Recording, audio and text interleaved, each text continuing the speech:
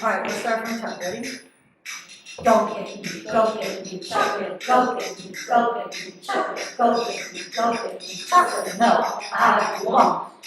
Go get me chocolate, go get me, go get me chocolate, go get me, go get me chocolate. No, I won't.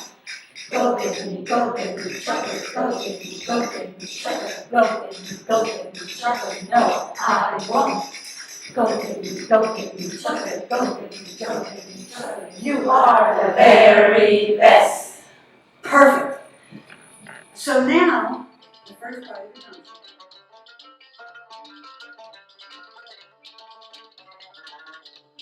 My name is Aida Al Adawi, but I call myself Aida of San Francisco because originally I was from San Francisco. The way I started becoming a belly dancer was by accident, like most people. I got my degree from the university in symphony music and in opera. One summer, they needed someone to play in a Renaissance music group. And Bal Anat, which was the first Middle Eastern dance troupe in the United States, performed after us. Once they started, I couldn't leave. I watched every show. And a girl from Bal Anat came up to me because she saw me there every show and said, you know what? You should come and study. So I went to my first class, and I went a week later, and the next thing you know, I was taking 4 classes a week.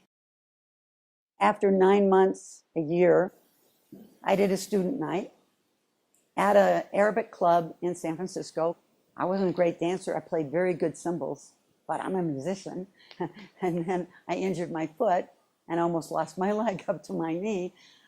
And for the next 2 months, I learned to play all my finger cymbal patterns backwards to entertain myself because I didn't have a television. Then I went back to work in a club next door, the Casbah, and I worked there for 11 years. I ended up worked 7 nights a week. We did 3 45-minute shows a night.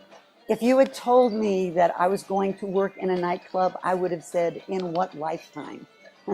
I never had been in a nightclub. I'm a symphony musician. Go get me chocolate, go get me chocolate, go get me chocolate. No, I won't. Go get me chocolate, go get me chocolate, go get me chocolate. No, I won't. The dance is only good because of the music. If you turn the music off, you have nothing. So you were all sharing everything. And that's what made it magic. And that's what made me fall in love with it. After a while, I wanted to know more. So I started studying drum. And then I started studying tambourine. And then I wanted to learn what the songs meant. So I started studying Arabic.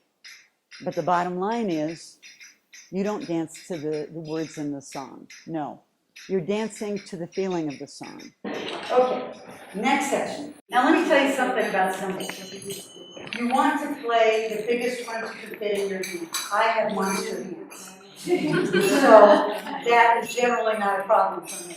If you have little tiny hands, some cymbals catch you in here and they don't feel so good. But the reason that we generally like larger cymbals is that the bigger they are, the lower their pitch and the more pleasant they are. Now, this is one place where I'm very different than other dancers. So most of it's pretty simple. Yeah, I can play's not hard either, but now you know, right? Ready? Yes.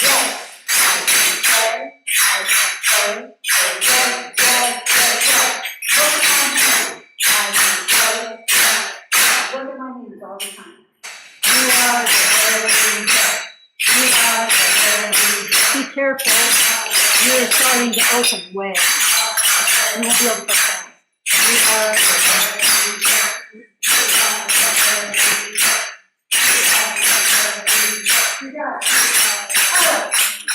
I want people to learn technique. I don't teach gimmicks or fancy things or choreography.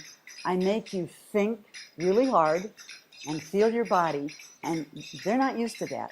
So at first it's like, what is she doing? Fusion has been happening since the beginning. Otherwise, people would still be banging sticks together. There would be no symphonies. There would be no Picassos. It would have been stuck. So there's always going to be change. But you want change with integrity and knowledge. In the old days, when they put out records or they put out tapes, all the music was belly dancing music.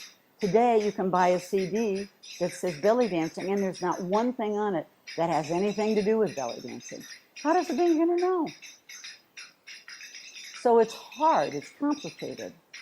But those teachers who are out there, who are serious, they're the ones that can help guide you to get a good foundation. And that's what's important. And then when it makes your life better, that is what matters. And I realized that here I could find a home to give back to the culture that brought me, oh, I'm going to cry, that brought me the best part of my life.